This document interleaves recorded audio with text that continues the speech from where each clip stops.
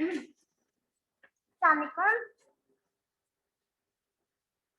वालेकुम सलाम। अस्सलाम। अस्सलाम वालेकुम। वालेकुम अस्सलाम। वालेकुम सलाम। क्या आप लोगों की आवाज नहीं आ रही? मैम आपकी आ रही है हमें। आवाज आ रही है मेरी बेटा? Yes ma'am. Yes ma'am. Okay बेटा, thank you. Screen share clear है? यस। यस। ओके, स्टार्ट करते हैं। ये हम लोगों ने लास्ट टाइम ना इसको ओवरव्यू कर लिया हुआ था कि ग्लूटियल रीजन क्या होता है, इसकी बाउंड्रीज क्या है, और इसके डिफरेंट क्यूटेनियस सप्लाई क्या है, इसका सुपरफिशियल फेशिया कैसा है, ये सारा कुछ ठीक हो गया। मसल्स पढ़ लिए थे, इसके अलावा उनका जो है वो एक्शन पढ़ा था। और एक मिनट ठहर, स्क्रीन शेयर सही वाला नहीं हो रहा, यहाँ पे व्यू नहीं हो रहा।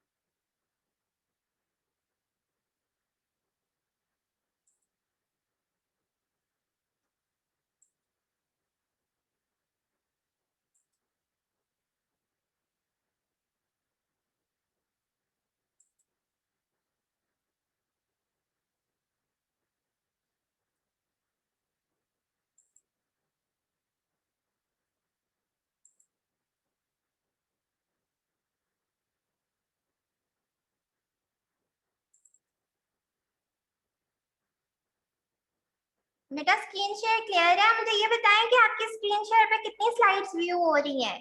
66 के 83? 83।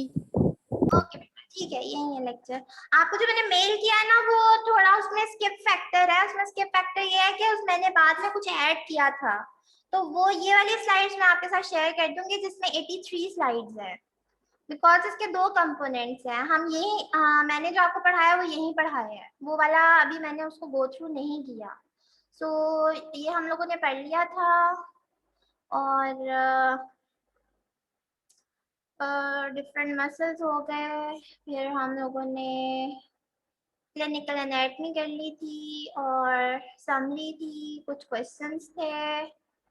फिर ये मैंने आपको कहा था एक थोड़ा सा इसमें कुछ पॉइंट्स हैं जो कि मैं आपको नेक्स्ट लेक्चर में गो थ्रू करूंगी। So here are some points which I have to go through.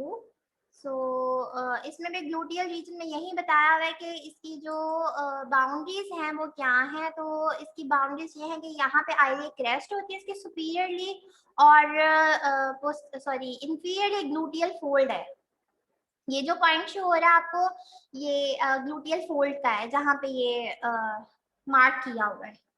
So this is gluteal fold, ये देखें, this is gluteal fold and this is the iliac crest lining, ये वाली। और ये बटक reason है, और ये ग्लूटियल क्रीज है। क्रीज क्या होती है? Do you know what is crease?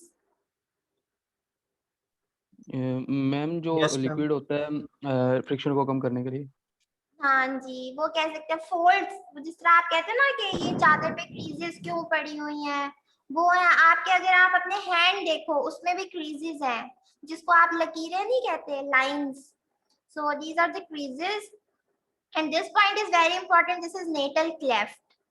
ये जो नेटल क्लेफ्ट है ना, ये बहुत इंपॉर्टेंट होता है। ये वो पॉइंट है जो कि दो बटक रीजन या दो हिप जो हैं उनको, या दो ग्लूटियाई रीजन्स को अलग करता है। So you have two gluteal region, ये याद रखिएगा, ठीक है। दो ग्लूटियल रीजन है, एक राइट साइड का और एक लेफ्ट साइड का, और इनको जो सेपरेट करती है वो नेटल क्लेफ्ट है। इसको हम इंटरग्लूटियल क्लेफ्ट भी कहते हैं, क्योंकि ये दो ग्लूटियाई के बीच में है और ये सेपरेट करती है बटक्स को from each other. And this ये जो नेटल क्लेफ्ट है ना, ये हाइजीनिक पॉइंट ऑफ व्यू से या क्लिनिकल पॉइंट ऑफ व्यू से बहुत इंपॉर्टेंट है। वो इसलिए क्योंकि इस मिड पॉइंट में वो एनस रेक्टम वगैरह सिचुएटेड है, ठीक है। तो जब तक उसको आप हाइजीन नहीं रखोगे, नेटल क्लेफ्ट हाइजीन नहीं होगी, और अगर नेटल क्लेफ्ट हाइजीन ना हो तो बहुत से बैक्टीरियल इन्फेक्शन के चांसेस हो सकते हैं। तो इस चीज को आपने बहुत माइंड में रखना है कि ये जो नेटल क्लेफ्ट का रीजन है, इनसाइड जो रीजन है, इसको वॉश करना बच्चों में, बड़ों में, जो भी है, बट सो दैट इंडिविजुअल, बहुत जरूरी है। अब यू आर ऑल थिंकिंग के व्हाई, मतलब ये क्यों पिक्चर जो है इस तरह लगाई है। अगर पिक्चर ना लगाती तो आपको कहाँ समझ आनी थी, मैं नेटल क्लेफ्ट में कैसे बताती। And you are also medical student, अभी तो ये स्टार्ट हुआ है, अभी आगे आप जब गायनी पढ़ोगे तो यू विल से अच्छा हम मतलब इतने ओपन हो गए हैं, मतलब इतने मैच्योर हो गए हैं, तो यू शुड बी, बिकॉज अभी आपका सेकेंड सेमेस्टर है, तो अभी आप मेच्योर नहीं हो, अभी आप उस तरह नहीं हो। ऑब्वियसली जब हम लोग भी सेकेंड ईयर में थे या फर्स्ट ईयर में थे, वी वर लाइक ये प्रोफेसर साहब ये क्या पढ़ा रहे हैं ना, मतलब ये हमें क्यों पढ़ा रहे हैं। तो बेटा आप लोगों को ये पढ़ाना है, अभी तो आप डाइसेक्शन नहीं कर रहे, अदरवाइज तो डाइसेक्शन में तो आप कहोगे अच्छा पेक्ट मेजर और ये सारा कुछ जो भी आप डाइसेक्ट करते हो, अपर लिम में, लोअर लिम में, यू विल से कि अच्छा ये भी डाइसेक्शन करनी होती है आप लोगों ने, तो you are suppose to do everything now. तो इसीलिए कहते हैं कि डॉक्टर से और मेडिकल स्टूडेंट से कुछ छुपा नहीं होता, तो दैट्स व्हाट, के कुछ छुपा नहीं होता। मैं इसीलिए ये सारा एक्सप्लेन कर रही हूँ ताकि आपको आइडिया हो कि अब आप मैच्योर हो रहे हो। So there is nothing there to hide from you all, और आप लोगों का जानना बहुत जरूरी है, क्योंकि आगे आपने मेडिकल प्रोफेशन में काम करना, आपको खुद पता होना चाहिए कि यहाँ से अगर आप मैच्योर नहीं होगे तो आगे जाके आप क्या करोगे। फिर again the cutaneous nerve supply, ठीक है, ये हम लोग लास्ट में भी पढ़ चुके थे। ये जो पिंक रीजन है, पिंक लाइन से इन्होंने सिचुएट किया, ये अपर लेटरल क्वाड्रेंट है। ब्लू वाला जो है ये अपर मीडियल क्वाड्रेंट है। येलो लाइन शो कर रही है ये जो है कि ये लोअर लेटरल क्वाड्रेंट है, और ये पॉइंट शो कर रहा है कि लोअर मीडियल क्वाड्रेंट है। सो इसकी जो क्यूटेनियस सप्लाई थी वो हम लोगों ने लास्ट में भी पढ़ी थी, आप लोग यहाँ से भी पढ़ सकते हो कि इसको कौन सप्लाई कर रहा है, यो हाइपोगेस्ट्रिक कर रही है, इसको जो है वो अपर मीडियल को वो कर रही है, क्या नाम है, क्या कर रही थी अपर मीडियल को, लंबर 3 और सैक्रल 3। एक्चुअली आप लोग टू लंबर नर्व्स थी और टू सैक्रल नर्व्स थी, ठीक है। और ये जो येलो वाला है इसको कर रही है लेटरल क्यूटेनियस, और पोस्टीरियर सॉरी मीडियल वाले को कर रही है posterior cutaneous nerve of thigh.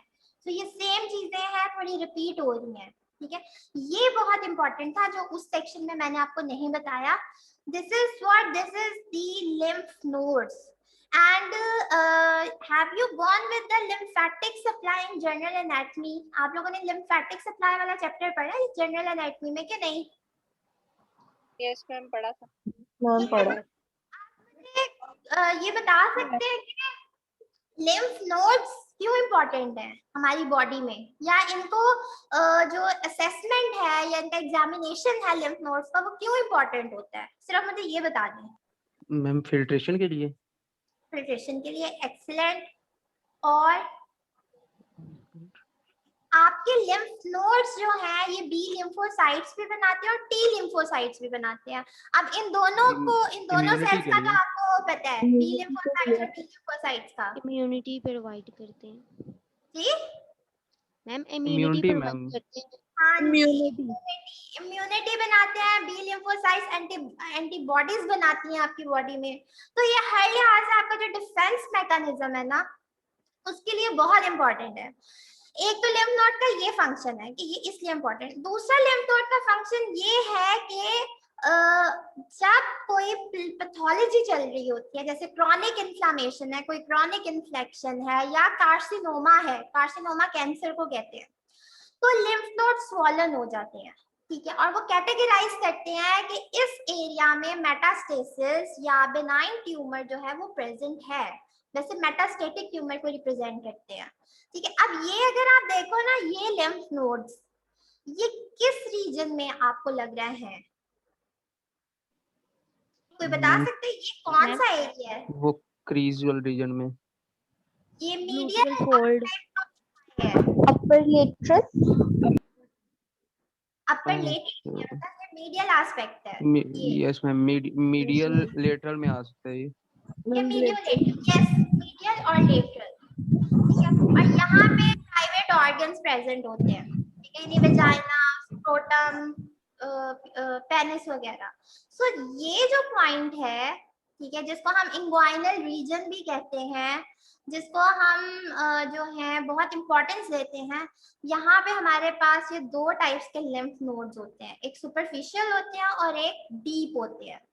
हमेशा याद रखिएगा, सुपरफिशियल ने सुपरफिशियल कलेक्शन करनी होती है स्किन वगैरह से, और जो डीप वाले होते हैं उन्होंने फिर डीप जो स्ट्रक्चर्स हैं उनसे कलेक्शन करनी होती है, फिल्टर्ड जो भी होता है ये लिम्फ, उससे। अब जब ये स्वॉलन हो जाए, खुदा ना ख्वास्ता कोई पेशेंट आया है और आपने ऑब्जर्व किया कि ये सारा पार्ट उसका स्वॉलन है, तो आप क्या माइंड में पैथोलॉजी लेकर आ सकते हो उसकी, कि क्या हो सकता है उसको?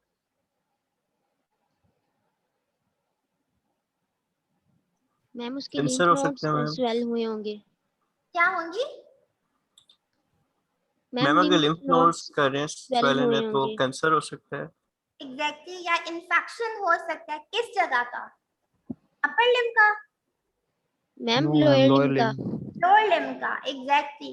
मे बी थाई इन्वॉल्व हो, may be gluteal region involve हो, may be private organs involve हो, मे बी लेग इन्वॉल्व हो, कुछ पता नहीं। कि अगर ये स्वॉलन लिम्फ नोड्स हैं तो ये किस पैथोलॉजी को, यानी किस एरिया की पैथोलॉजी को शो कर रहे हैं ये नहीं पता, लेकिन इतना पता होता है कि लोअर लिम्ब की पैथोलॉजी है या पेल्विस की पैथोलॉजी चल रही है, क्योंकि पेल्विस के जो पार्ट्स हैं वो भी इसी में ड्रेन करते हैं।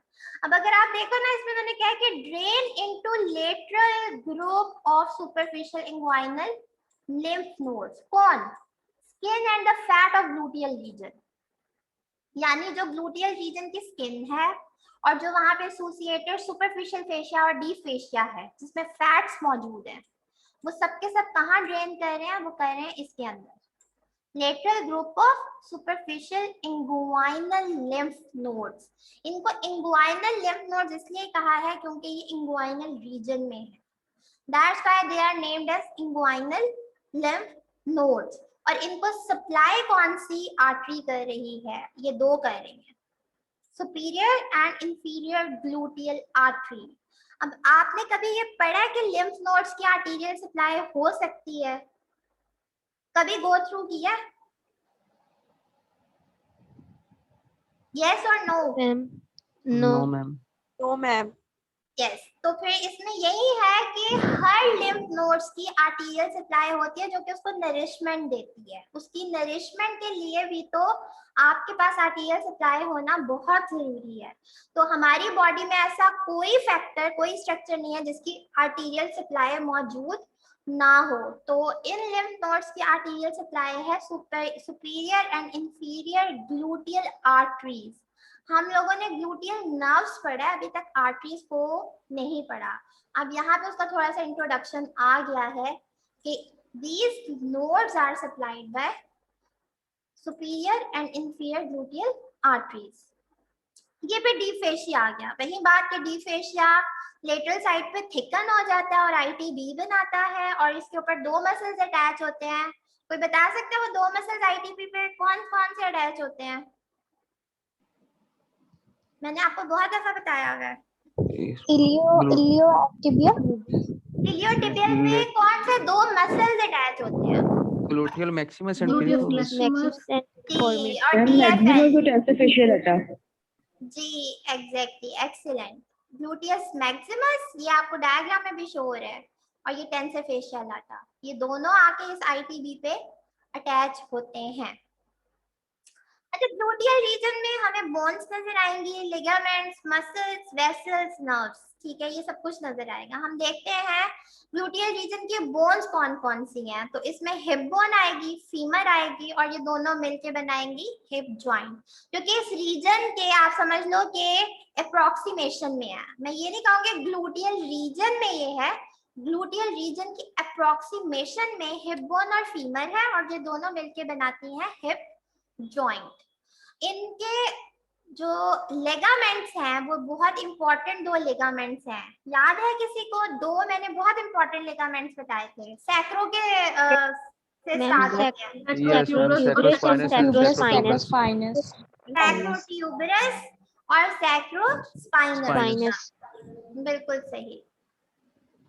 और हाँ जी, एक चीज आप याद रखिए, मैंने लास्ट टाइम भी आपको कहा था कि आपने देखना कि पिरिफॉर्मिस जो है ना, ये बहुत इंपॉर्टेंट लैंडमार्क है।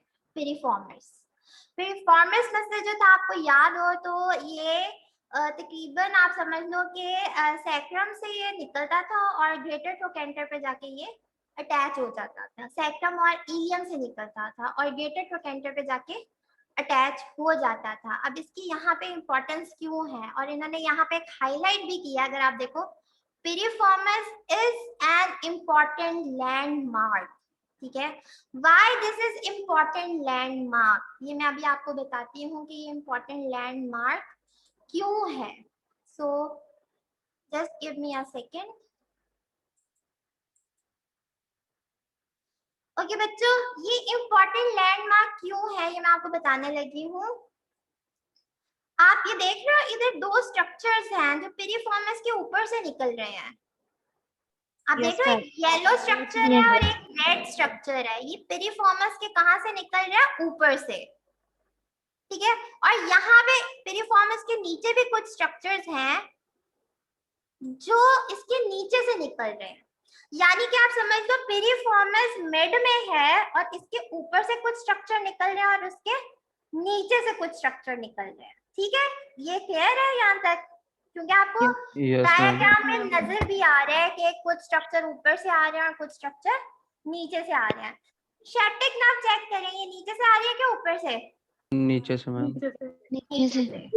बिल्कुल सही। यहाँ पे एक लिखा हुआ है पोस्टीरियर फीमोरल क्यूटेनियस नर्व, ये नीचे से है कि ऊपर से? नीचे से। नीचे से मैम। नीचे से। पोडेंटल नर्व? नीचे से। नीचे से मैम।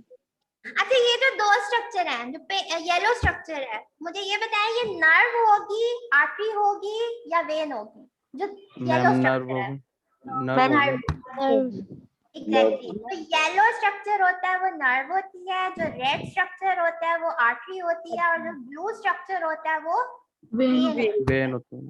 और जो ग्रीन स्ट्रक्चर कभी आपको नजर आए, अगर ग्रीन, तो हमेशा समझिएगा वो लिगामेंट है या बर्सा है, ठीक है। ग्रीन स्ट्रक्चर भी कुछ नजर आते हैं। अच्छा जी, मुझे कोई बता सकता है इस नर्व का क्या नाम होगा, ये जो ऊपर से आ रही है?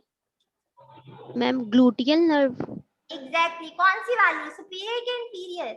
Inferior. Inferior ma'am. Ma'am superior. Exactly. Piriformis के ऊपर से जो नर्व आ रही है उसका नाम है सुपीरियर ग्लूटियल नर्व, और जो नीचे से आ रही है वो है इंफीरियर ग्लूटियल नर्व। इस आर्टरी का क्या नाम होगा?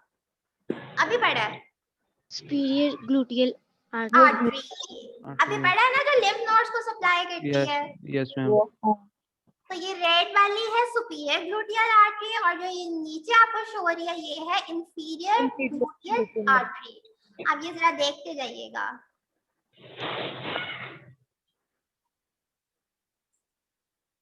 देखें, वो कह रहे हैं पिरिफॉर्मिस मिड में है और कुछ जो स्ट्रक्चर है इसके ऊपर से पास कर रहे हैं, वो कौन कौन से स्ट्रक्चर हैं? Superior gluteal vessels and nerve, यानी सुपीरियर ग्लूटियल नर्व इसके ऊपर से कर रही है और सुपीरियर ग्लूटियल आर्टरी कर रही है।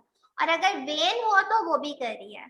याद रखिएगा जब भी वेसल्स का लफ्ज आए तो इसका मतलब होता है आर्टरी और वेन दोनों। ये नहीं कि आर्टरी होगी या वेन होगी, वेसल्स में दोनों आते हैं, आर्टरी भी आती है और वेन भी आती है। और इसके नीचे से देखें क्या क्या पास कर रहे हैं। Inferior gluteal vessels and nerve, sciatic nerve, posterior cutaneous nerve of thigh, pudendal nerve or vessels, nerve to obturator internus, nerve to quadratus femoris. ये दो मसल्स कहाँ पे पड़े हुए हैं? याद है इसी में पढ़े थे, कहाँ पढ़े थे? obturator internus और quadratus femoris. ये रोटेटर मसल्स हैं जो ये lateral हिप को rotators. रोटेट करते हैं, थाई को रोटेट करते हैं हिप जॉइंट पे। वेरी गुड, ये रोटेटर मसल्स हैं, लेटरल रोटेटर्स, ठीक है। और ऑब्वियसली अगर कोई नर्व ऑब्चुरेटर इंटरनस को सप्लाई कर रही है तो उसका नाम होगा nerve to obturator internus.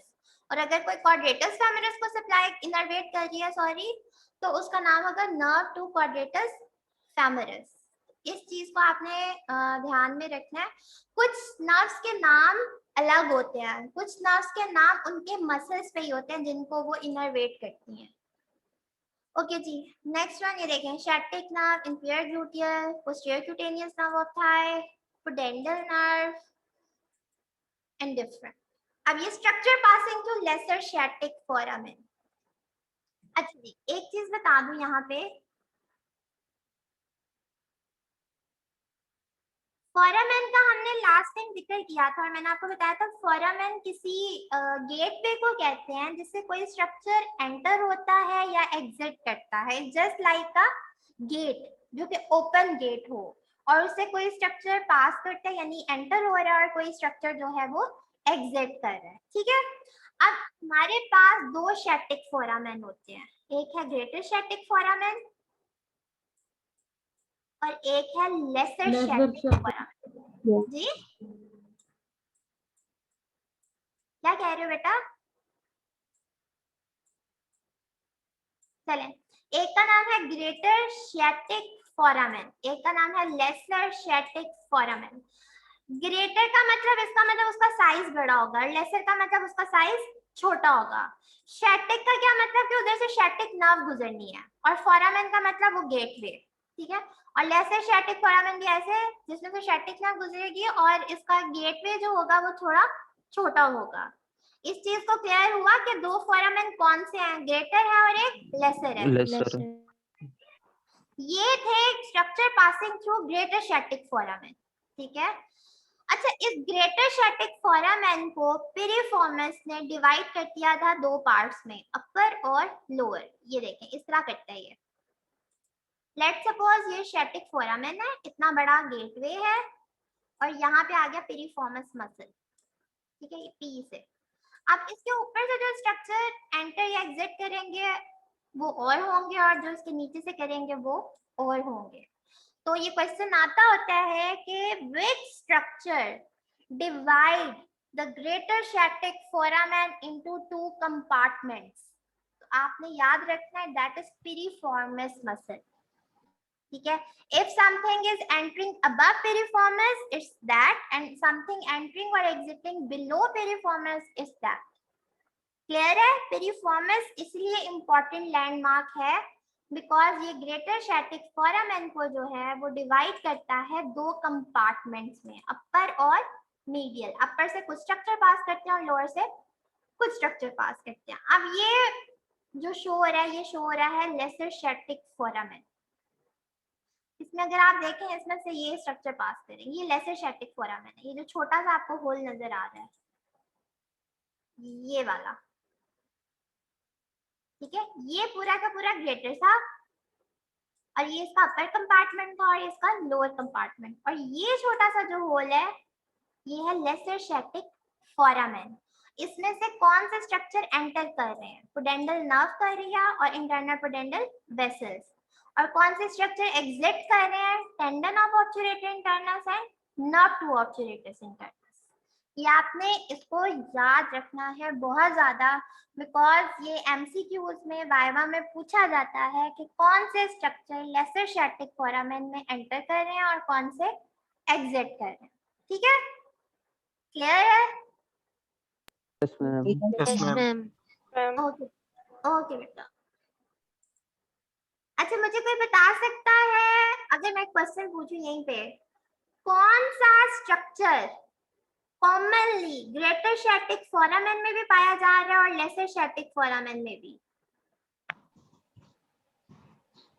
Ma'am ma'am ये obturator internus nerve to obturator internus. The pudendal nerve और इंटरनल पुडेंडल वेसल्स, ये भी, ये देखें पीछे वाली स्लाइड में देखिएगा, ये देखें Yes. Pudendal nerve and internal pudendal vessels और नर्व टू ऑब्चुरेटर इंटरनस, इसमें भी नर्व टू ऑब्चुरेटर इंटरनस मौजूद है, ये देखें। तो ये चीज याद रखिएगा। अच्छा ये मसल्स हो गए, ये वही है, gluteus maximus, medius minimus, tensor fasciae latae, piriformis, superior gemellus, inferior obturator internus and quadratus femoris. ये उनका ओरिजिन इंसर्शन अलग अलग दिखाया हुआ है, ये हम पढ़ चुके हैं।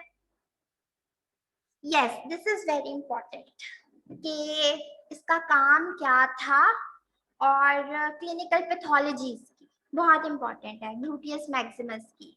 मैंने आपको कहा था gluteus Maximus is the powerful extensor of hip joint, याद है? Yes ma'am. Yes yes ma'am. ठीक है, अब पता नहीं कैमरा उस तरह है कि नहीं, आई डोंट नो, कैमरे की एडजस्टमेंट व्यू हो रहा है, क्योंकि आपको Yes, ma'am. पैथोलॉजी इस तरह पता लगेगी, अदरवाइज पैथोलॉजी पता नहीं लगेगी। देखिए ये आप बैठ रहे हो, दिस इज फ्लेक्शन, और जब आप उठोगे तो what are you doing? Extension. Extension. ठीक है, जो पेशेंट है जिसके वीक ग्लूटियाई मैक्सिमस हो, ठीक है, उसके बैठने का तरीका चेक करिएगा, सॉरी उठने का तरीका। बैठ तो वो जाएगा, ठीक है, लेकिन जब वो उठेगा पहले वो अपनी लेग्स पे हाथ रखेगा कि वो उठ सके, नहीं उठ पाएगा। फिर वो नी पे हाथ रखेगा कि वो उठ जाए, नहीं उठेगा। फिर वो थाई पे हाथ रखेगा और यूं झटका देके ना उठेगा, यूं, वो भी नहीं होगा। फिर सामने वो कोई चीज रखेगा और उससे उठने की कोशिश करेगा, ऐसे। ठीक है, आपने जो है ये ओल्ड या एजेड खवातीन, उनको कभी उठते देखा हो तो वो सामने कोई सहारा हो तो उठती हैं, और आप हमेशा देखोगे वो झटका लेके उठती हैं। ठीक है, ये जो झटका होता है या जर्क होता है, वो क्यों ऐसे जर्क क्यों लगाती हैं, कभी सोचा है? उनका मैम ग्लूटिस मैक्सिमस जो होता है वो कमजोर हो गया होता है, वीक हो गया होता है। होता है, और जब आप किसी चीज को झटका देते हैं ना, वो फौरी काम होता है। ठीक है, वो काम फौरन, मतलब झटका देके ऐसे उठने का मतलब होता है कि स्लो नहीं, बस खड़े हो जाए, फटाफट वो काम हो जाए। तो ये जो है इसको कहते हैं जंपिंग ऑन इटसेल्फ। ये जो तरीका है ना उनका खड़े होने का, this is known as jumping on itself, because वो यूं करेंगी और यूं खड़ी होंगी, मतलब एकदम झटका लेके जैसे जंप करने लगी हैं। तो ये क्राइटेरिया होता है जिसके ग्लूटिया मैक्सिमस वीक हो। अब आप ये जरा रेड वाला पार्ट पढ़ें, सॉरी शॉकिंग पिंक, आपको क्लियर हो जाएगा।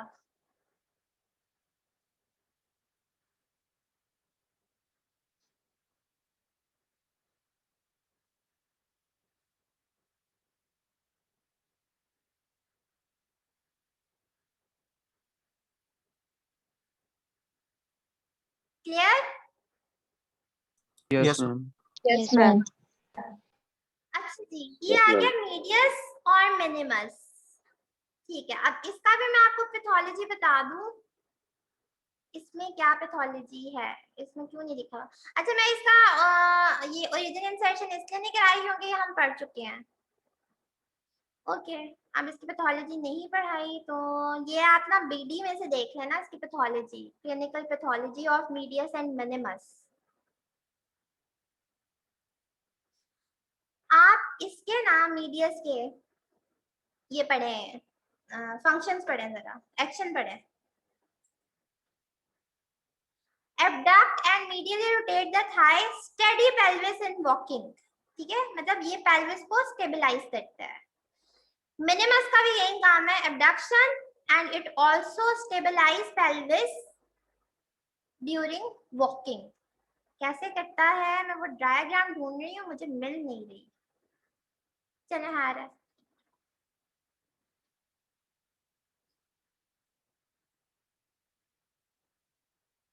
ये देखें मिल गई डायग्राम, ये वाली डायग्राम चेक करें। इसमें अगर आप गौर करो, you can see that this is the normal gait. ठीक है, एक पेशेंट खड़ा हुआ है, पेशेंट तो नहीं मैं कहूंगी, एक नॉर्मल ह्यूमन बीइंग खड़ा है अपनी दोनों लेग्स पे, और आप देख रहे हो कि उसका पेल्विस दोनों साइड का स्टेबलाइज आ रहा है। ठीक है, इसमें क्या हो रहा है, इसमें भी एक टांग उसने उठाई है, ठीक है, ये वाली राइट लेग उसने उठाई है, और लेफ्ट लेग जो है वो नॉर्मली इसका वेट उठा रही है। ठीक है, मतलब नॉर्मली इसका वेट इसका लग रहा है। तो अब इस चीज को डेमोन्स्ट्रेट करने के लिए मैं आपको फिर वीडियो ऑन करती हूँ। ओके बच्चों, अब ये काम क्या है, इसका काम ये है कि इसने आपकी पेल्विस को स्टेबलाइज रखना है। होता क्या है, अगर मुझे कोई कहे कि आप एक टांग पे खड़े हो, लेट्स सपोज मैं राइट पे लेफ्ट पे खड़ी होती हूँ, राइट मेरी ऊपर है, ठीक है, राइट स्टेबलाइज नहीं है, तो मैं गिर तो नहीं रही ना, आप देख रहे हो मैं कोई गिर रही हूँ, am I falling or not? No ma'am. No.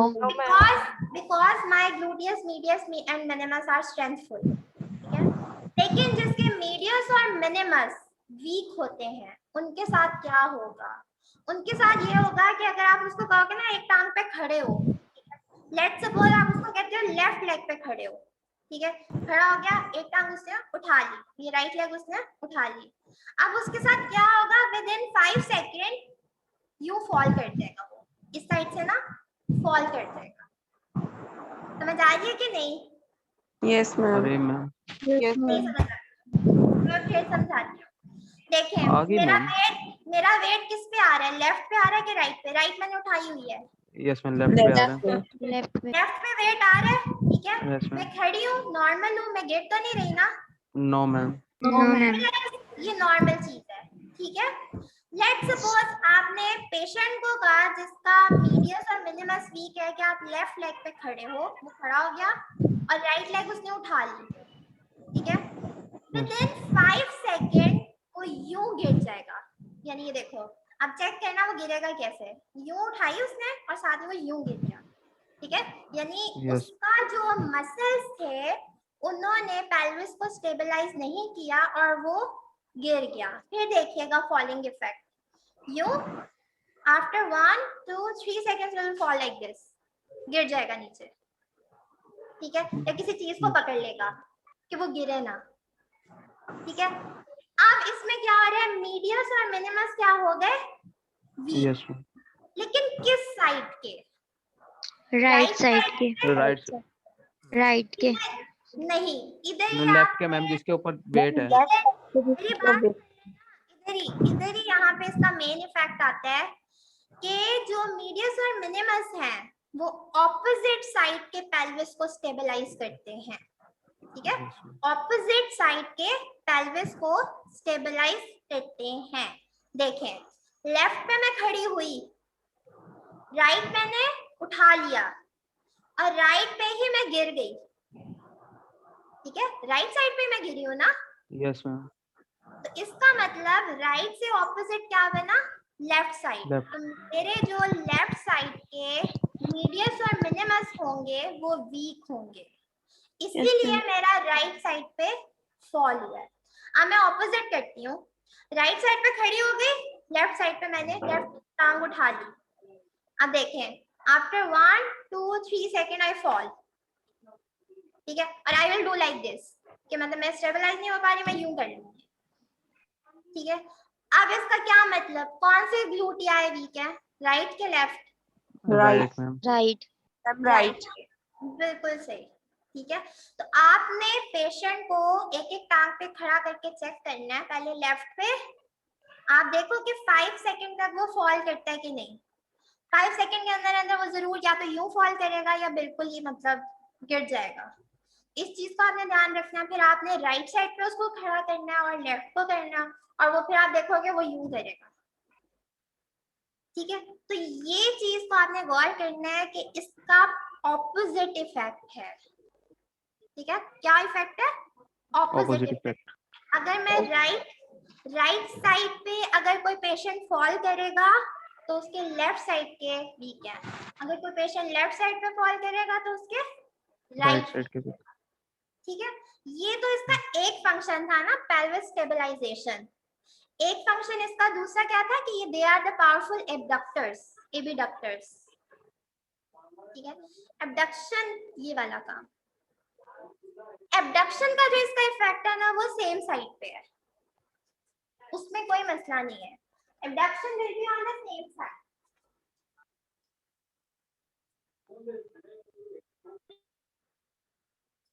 Clear? Abduction on the same side का मतलब राइट साइड के अगर वीक है तो राइट साइड की एबडक्शन नहीं होगी, लेफ्ट साइड के वीक है तो लेफ्ट साइड की एबडक्शन नहीं होगी। ये सेम इफेक्ट है, लेकिन जो पेल्विस वाला था वो ऑपोजिट इफेक्ट है। ठीक है, ये जो एक टांग पे खड़ा होकर टेस्ट करना होता है पेशेंट को, इसको कहते हैं ट्रेंडी-लेनबर्ग्स टेस्ट। ये लिखा हुआ है नाम, Trendelenburg's test. Clear? Yes ma'am. Yes, ma'am. अच्छा जी, इसकी मैं थोड़ी सी और प्रैक्टिस करा दूं आपको। एक पेशेंट आया और उसका आपने देखा राइट साइड पेल्विस फॉल कर गया और लेफ्ट साइड थोड़ा सा ऊपर करते हैं, नजर नहीं आ रही। ऊपर कर दूं। Yes ma'am. राइट साइड का पेल्विस स्टेबलाइज नहीं है और लेफ्ट साइड के एबडक्टर्स स्टेबलाइज नहीं है, सॉरी वीक है। तो कौन से मीडियस मिनिमस वीक होंगे, राइट साइड के या लेफ्ट साइड के? लेफ्ट साइड के मैम। लेफ्ट साइड के, क्या? लेफ्ट साइड के, Left side पे. लेफ्ट साइड के। ठीक है, लेफ्ट साइड के वीक है। फिर मैं आपसे पूछती हूँ, अगर एक पेशेंट आया और उसके अगर राइट मीडियस और मिनिमस वीक है, राइट साइड का मीडियस और मिनिमस वीक है, तो मुझे ये बताएं पेल्विस ड्रॉप किस साइड का होगा, राइट की लेफ्ट का? लेफ्ट लेफ्ट लेफ्ट का। और एबडक्शन वीक कहाँ पे होगी, लेफ्ट के राइट? मैम। राइट लेफ्ट की, लेफ्ट। Ma'am, right Right. हाँ राइट की होगी। Yes ma'am. ठीक है, एबडक्शन सेम साइड की, पेल्विस ड्रॉप ऑपोजिट साइड का। क्लियर? Yes ma'am. कोई मुझे ये बता सकता है ये मीडियस को और मिनिमस को कौन सी नर्व सप्लाई करती थी, इनर वेट? याद हो मैम, जाए। Superior ma'am superior Gluteus. Superior gluteal nerve. Superior gluteal nerve. Nerve. ठीक है, एक क्वेश्चन मैं पुट करती हूँ, हमें मुझे आंसर देना है। एक पेशेंट है जिसकी right superior gluteal nerve injured हो गई है। ठीक है, बिल्कुल इंजर्ड हो गई है। मुझे ये बताएं कौन से साइड का पेल्विस ड्रॉप करेगा? लेफ्ट का मैम। लेफ्ट साइड का, बिल्कुल सही, क्योंकि राइट सुपीरियर ग्लूटियल नर्व हुई है, इसका मतलब राइट ग्लूटियल मीडियस और मिनिमस वीक हो गए हैं राइट साइड के, और लेफ्ट साइड का पेल्विस जो है वो ड्रॉप हो गया। और एबडक्शन जो है वो राइट साइड की पॉसिबल नहीं है। ठीक है, क्लियर है? ऐसे क्वेश्चन पुट होंगे। Yes ma'am. Yes, ma'am. Okay, ये है ट्रेंडी-लेनबर्ग्स टेस्ट कि आपने पेशेंट को एक टांग पे खड़ा करना है, ठीक है, और उसको ऑब्जर्व करना है कि क्या उसकी जो पेल्विस ड्रॉप है वो ठीक है या नहीं। अगर तो वो टेस्ट मतलब खड़ा हो जाता है फॉर सम टाइम, इसका मतलब उसके जो ये है मीडियस और मिनिमस ठीक है। अगर वो गिर जाता है इसका मतलब कि वो वीक है। अच्छा, आपने कभी पेंगुइन को वॉक करते देखा है या बियर को? यस बियर को मैम देखते हैं। बियर को देखा है, उनकी जो वॉकिंग इफेक्ट होता है ना वो ऐसा होता है, लाइक मैं अब करके तो नहीं दिखा सकती, मैं इतना बता सकती हूँ उनका पेल्विस यूं जब वो चलते हैं ना, they just do like this. Yes ठीक मैम। है, वो यूं करके चलते हैं, वो मतलब जिसका हम लोग चलते हैं वो यूं नहीं चलते हैं, वो यूं, ठीक है, ऐसे चलते हैं। अब इसका ये मतलब तो नहीं कि उनका मीडियस और मिनिमस वीक है, उनके जो वॉकिंग ट्रेंड है वो है ही ऐसा, ठीक है। अगर तो किसी पेशेंट को आप देखो और वो इस तरह चल रहा हो, यानी कि यूं यूं चल रहा हो, ठीक है, इसका मतलब कि उसके दोनों साइड्स के मीडियस और मिनिमस वीक है, जिसकी वजह से उसकी वॉकिंग ऐसे है कि वो स्टेबलाइज नहीं है, यूं यूं चल रहा है। इसका मतलब दोनों साइड्स के मीडियस मिनिमस वीक है, और इस गेट को कहते हैं वेडलिंग गेट। वेडलिंग गेट होता है वेडल करना। वेडल करने का मतलब कि दोनों साइड के पेल्विस जो है उसके सपोर्टेड नहीं है, वो यूं ड्रॉप कर रहे हैं, यूं यूं हो रहे हैं। और अगर आप एक साइड पे देखो कि पेशेंट यूं चल रहा है और एकदम एक साइड का पेल्विस ड्रॉप हो रहा है, फिर यूं चल रहा है फिर पेल्विस ड्रॉप हो रहा है, उसको कहते हैं लर्चिंग गेट।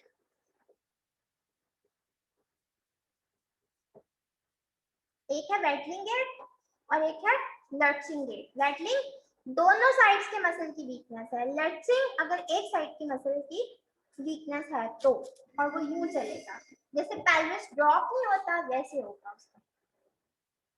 यहाँ तक क्लियर है? Yes yes ma'am. Ma'am. Okay बच्चे चल। तो मैम जिनका जिनका अगर ये हो जाता है, जिनका टिबिया या फिब्यूला वगैरह में ना वो कर्व वगैरह आ जाता है, तो उनका भी इस तरह ड्रॉप कर जाता है ना? हाँ बेटा, तो उनके भी एक तो कर्वेचर, ठीक है, मैं ये नहीं कह रही सिर्फ और सिर्फ इनके मसल्स की वीकनेस की वजह से उनका ये गेट आता है। बहुत से ऐसे मतलब हैं, मतलब कॉजेज जिसकी वजह से हो सकता है, लेकिन हर कॉज में ये याद रखेगा मीडियस और मिनिमस उनके वीक जरूर होंगे।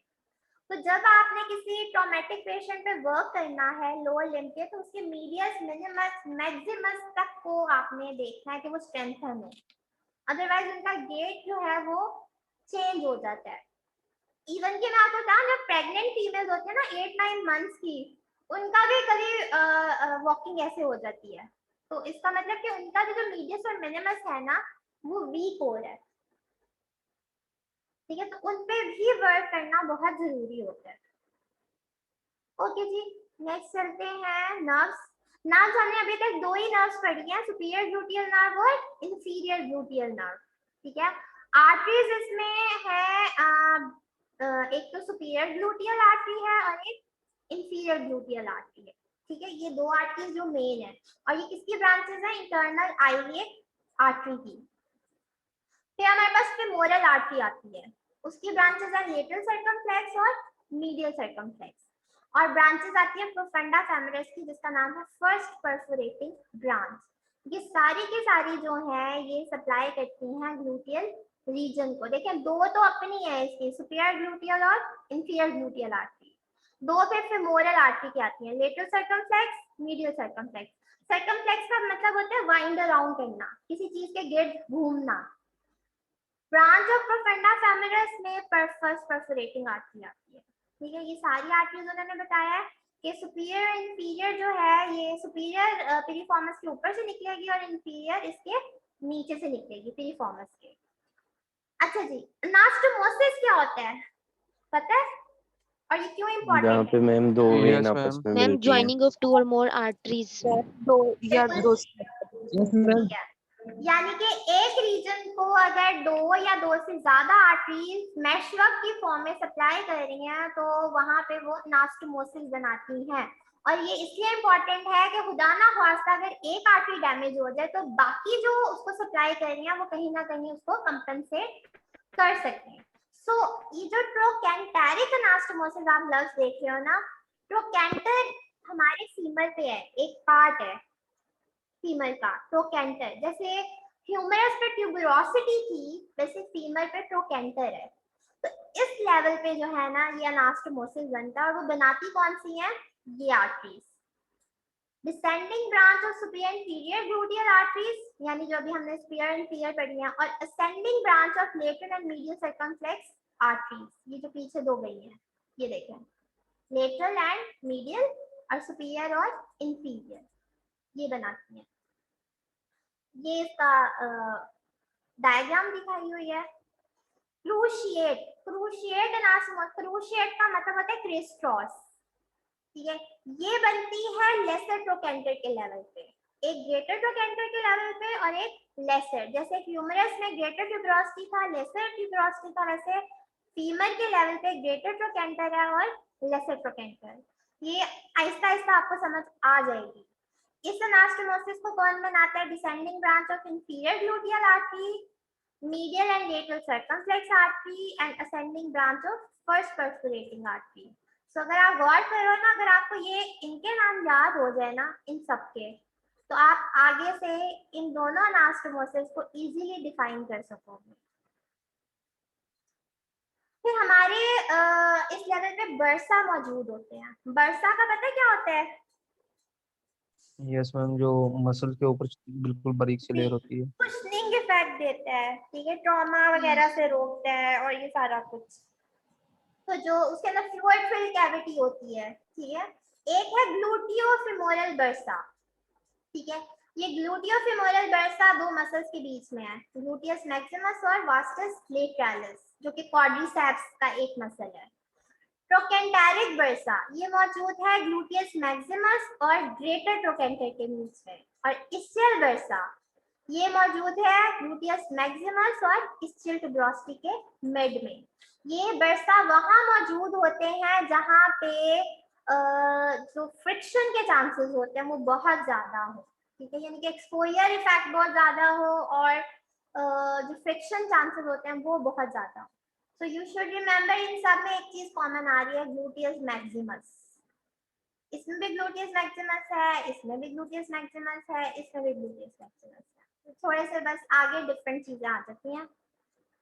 ये देखें again, the safe site for injection that is upper lateral quadrant. Trendelenburg's test हो गया, ठीक है। ये बताया हुआ है कि नॉर्मली फीमेल का एंगल ये होता है, एक मिनट, जो आपकी फीमर है ना उसका नॉर्मल एंगल ये है, ठीक है। अगर उससे कम हो जाए तो भी पैथोलॉजी होती है और अगर उससे ज्यादा हो जाए तो भी पैथोलॉजी है। जस्ट लुक एट इट, ये एक एंगल बन रहा है, this one, this is normal angle. इसमें एंगल कम हो गया और इसमें एंगल ज्यादा हो गया। अगर एंगल कम हो जाए तो कॉक्सा वैरा कहलाता है और अगर एंगल ज्यादा हो जाए तो कॉक्सा बेल्गा कहलाता है। वैरा मतलब कम, बेल्गा मतलब ज्यादा और कॉक्सा का मतलब हिप बोन या hip joint. So you can see here the different pathologies. ये सुपीरियर ग्लूटियल नर्व है, इंफीरियर ग्लूटियल नर्व आ गई। इसको आप खुद से एक दफा पढ़ लीजिएगा क्योंकि जितना भी मैंने पढ़ाया है ये उससे मिलता जुलता है सब कुछ। Not to obturator internals, not to quadratus. Structure under cover of gluteus maximus, क्योंकि gluteus maximus सबसे सुपरफिशियल है, तो जितने भी चीजें आएंगी स्ट्रक्चर वो इसके नीचे आएंगी, जैसे मीडियस मिनिमस, पेरिफॉर्मस, सुपीरियर जेमिलस, इंफीरियर जेमिलस, ये सब मसल्स इसके नीचे आते हैं, ठीक है। Any question?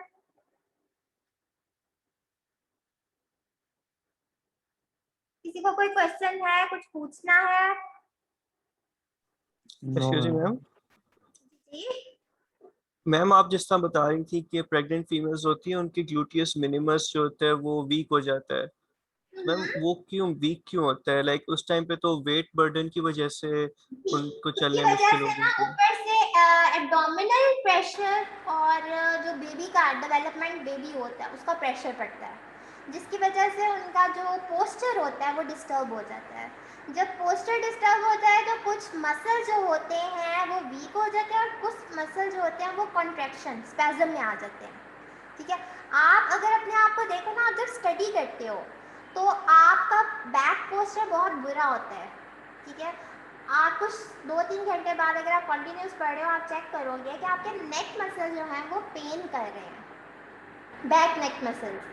तो एक्चुअली वो क्या होते हैं, पुअर पोस्चर की वजह से वो स्पैज़म में आ जाते हैं, वो मसल्स भी पेन करेंगे और आपके जो आगे के नेक मसल्स होंगे वो भी पेन करते हैं क्योंकि वो वीक हो जाते हैं। तो जैसे जैसे आप अपनी काइनी पढ़ोगे ना, काइनेजोलॉजी, उसमें आप देखोगे कि बैड पोस्चर की वजह से कुछ मसल वीक होते हैं और कुछ मसल स्पैज़म में आते हैं और दोनों पे कहीं ना कहीं पेन करते हैं, तो ये चीज बहुत इंपॉर्टेंट है कि अगर आप एक मसल को ट्रीट कर रहे हो तो आपने दूसरे मसल को भी देखना है, ये नहीं कि एक मसल को ट्रीट करके बस कर देना।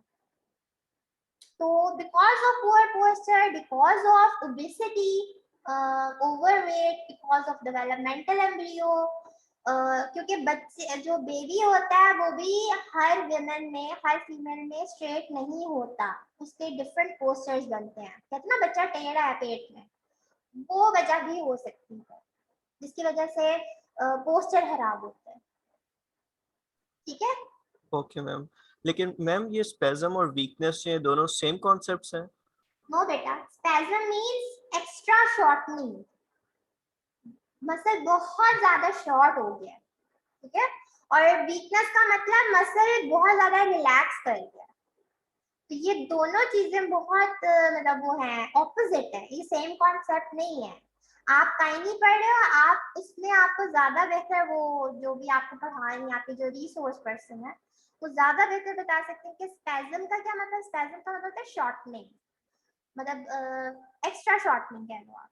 और वीकनेस का मतलब कि मसल वर्क ही नहीं कर पा रहा, ठीक है, वीक हो गया बहुत ज्यादा। लेथार्जिक नहीं होता, सुस्त हो जाना। ये इस तरह समझ लो कि एक बच्चा बहुत ओवर एक्टिव है, बहुत काम करता है, और एक काम ही नहीं करता, तो दोनों में डिफरेंस है ना। Yes ma'am. ठीक है, जो बहुत काम करता है वो भी कोई ऐसा टाइम आएगा जब वो बहुत ज्यादा थक जाएगा, एग्जॉस्ट हो जाएगा। और जो बहुत ज्यादा इजी है वो भी एक टाइम आता है जब वो बहुत ज्यादा जो है वो थक जाता है कि अब मैं कोई काम तो करूं, लेकिन ये डिपेंड करता है, ठीक है, कि वो कैसा है, क्या चाहता है। ये तो मैंने एक एग्जांपल दिया है ना, एक as a whole. Otherwise muscles जो है वो भी इसी तरह है, कुछ बहुत ज्यादा ओवर एक्टिव हो जाते हैं और फिर फटीग हो जाते हैं, एक जगह खत्म। और एक जो होते हैं जो बहुत ज्यादा मतलब लेथार्जिक होते हैं और वो बिल्कुल ही वीक हो जाते हैं, फिर उस मसल से काम करना बहुत मुश्किल हो जाता है। आप लोगों को कभी खलियां पढ़ी हैं? खलियां नाम सुना होगा, cramps. Yes ma'am. Yes ma'am. Yes Yes, ma'am. ma'am. वो एक्चुअली क्या होता है कि जब आप ओवर एक्टिविटी करते हो ना, या कोई काम आपने ना किया हो कभी पहले, तो वो मसल को आदत नहीं होती, वो मसल अचानक से ना स्पैज़म में क्रैम्प हो जाता है, क्रैम्पिंग में आ जाता है। फिर जब आपने अमूमन देखा होगा, आप वॉक कर रहे हो या कहीं आप गए हो, तो उस दिन आपको क्रैम्प्स पड़ जाते हैं, और अगले दिन अगर आप वही काम दोबारा करो ना तो क्रैम्प्स रिलीज हो जाते हैं। तो वजह ये होती है कि मसल को आदत नहीं होती, जैसे जैसे मसल को आप आदत डालते हो वो फिर नॉर्मल हो जाता है। तो ये क्रैम्पिंग को अगर आप एक्सट्रीम फॉर्म पे ले जाओ तो इसको स्पैज़म कहेंगे। कभी Yes, ma'am. हाँ, स्पैज़म का एक और मैं एग्जांपल दे सकती हूँ। कभी गर्दन अकड़ गई हो आपकी, कहते ना गर्दन में बल पड़ गया, सॉरी, गर्दन में बल पड़ गया, वो एक्चुअली क्या होता है, एक साइड के मसल क्रैम्प वो स्पैज़म में आ जाता है, तो एक साइड पे मुझे बहुत ज्यादा पेनफुल होता है। ठीक है, ये आपके पास जब आप जाओगे ना उसमें क्लिनिकल में, आगे में बहुत पेशेंट आएंगे ऐसे, गर्दन पे बल पड़ गया, ये हो गया, वो हो गया, मतलब ये स्पैज़म और वीकनेस पे ही आपकी गेम चल रही है फिजियो की, जो मैंने नोट Yes, की। ma'am. ठीक है, उस टाइम आप जब पढ़ोगे आपको पता लग जाएगा इन दोनों में और क्या डिफरेंस है। Okay, ma'am. ठीक Thank है, you. और कोई? एक्सक्यूज मी मैम, जी? मैम एक स्टूडेंट है, उसकी क्लास ज्वाइन नहीं हो रही तो अटेंडेंस लगा दें उसकी। मुझे उसको क्या मेल करे, ठीक है? Okay ma'am. मुझे नहीं पता लगता। अच्छा बेटा, मैंने ना आपके 2 दिन डिसाइड किए हैं क्विज के ना। एक तो आपका मंडे को, मतलब जो कमिंग मंडे है आप, ठीक है, वो तो मैंने आपको बता दिया था। एक आपका संडे को मैंने दी है, ठीक है, टाइम मेरा हाल 2 से 4 का है या 4 से 6 का है, कुछ ऐसे है। जो बच्चा मंडे को नहीं दे सकता वो मुझे संडे को दे सकता है। मतलब मैंने आप लोगों के लिए 2 स्लॉट्स रखे हैं, जिसका अगर कोई मसला आ रहा है मंडे को तो वो मुझे फिर संडे को दे दे। That is 31st I guess बन रही है, क्या बन रही है मैं देख लेती हूँ। 30th मई एंड 31st मई, ठीक है। लेकिन जिसने मुझे 30th मई को देना है संडे को, वो प्लीज मुझे मेल जरूर कर दे कि मैंने 30th को देना है। क्लियर है? Ma'am Yes, Sunday ma'am. को 2 बजे होगा और मंडे को क्लास टाइम पे। मंडे को तो क्लास टाइम है ना बेटा, संडे को मेरा आ रहा है 2 से 4 है या 4 से 6 का टाइम है, कोई इस तरह का मैंने टाइम रखा है, मैं भी आपको बता देती हूँ। मैम इसमें एक दफा ना जो सिलेबस है वो फर्स्ट और सेकंड लेक्चर है और फर्स्ट कौन सा second topic? Lecture lumbosacral plexus और ये ग्लूटियल रीजन। मैम ये जो लंबोसेक्रल प्लेक्सस आपने सेंड किया है मतलब वो इतनी ज्यादा साइड्स हैं, वो सारा का सारा ही करना है? नहीं नहीं, सारे का सारा नहीं आना, जो करवाया हुआ है ना वो रिकॉर्डिंग में से देख लेना। यस मैम मैम, जो आपने आप समझाया मैम सिर्फ वो कर लेना। हाँ जी मैम वो आप कर लें। बस मैम आपके ओके। वाला कर लें, वो हमें ज्यादा इजी और अच्छे से समझ आया, स्लाइड से ना इतना सही समझ में नहीं आ रहा। हाँ जी वो कर ले, लेकिन ये फॉर टाइम बीइंग है, आपने उसको बैठ के फिर बाद में क्विज के बाद पढ़ना जरूर है लंबोसेक्रल प्लेक्सस को, जो मैंने स्लाइड शेयर की है। Okay ma'am. अभी के यस लिहाज से आप मेरा वो बस रिकॉर्डिंग कर लें, काफी है। उसमें मैंने बताया हुआ है कि फलानी नर्व जो है उसको इनर्वेट करती है, वो इसको इनर्वेट करती है, इतना काफी है। यस मैम, अपने बोर्ड पे जो बताया था। ठीक है, तो संडे और मंडे 2 दिन मैंने आपके पॉइंट किए हैं फॉर दिस वाइवा। अच्छा ये अभी आपका कौन सा लेक्चर होता है 9:30 पे? 9:30 पे कोई भी मैम। नहीं। कोई भी नहीं मैम। मैम 12:30 पे होना है। क्या होता है? नहीं मैम, होता है लेक्चर होता है मतलब आगे एक 9:30 पे होगा हमारा। देखिए मेरी बात सुने, संडे को मैं लेती हूँ, लेट सपोज मंडे को भी मैं ले लेती हूँ। अगर कोई बच्चा रह जाए तो फिर वो मुझे 9:30 के बाद भी मतलब वाइवा दे दे, लेकिन टाइम जो है वो 10 बजे तक होगा बस मंडे को।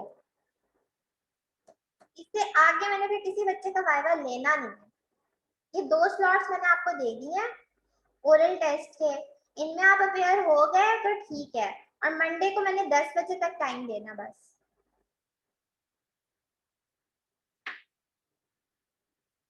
ओके बच्चों ठीक है, बाकी मैं आप लोगों का प्लान शेयर कर देती हूँ इंशाल्लाह। एक्सक्यूज मी मैम,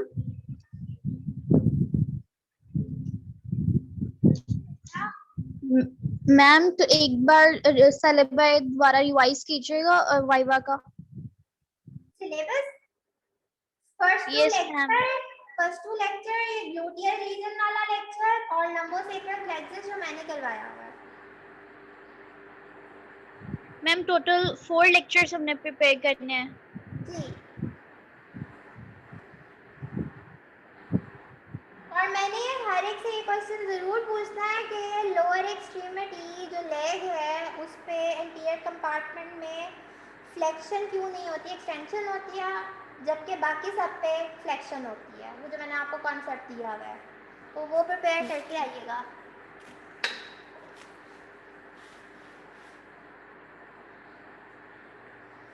जी, और किसी को कोई मसला है, वरना मैं फिर लेक्चर बंद करूँ। मैम ज्यादा मुश्किल वाइवा तो नहीं होगा? बेटा देख लें, पता नहीं, मुश्किल तो नहीं होगा वैसे, होप्स हो। Okay ma'am. पढ़ाया उसी में से होगा, ये तो है। ठीक है, ओके जी, अल्लाह हाफिज। अल्लाह हाफिज। अल्लाह हाफिज अल्लाह मैम। हाफिज।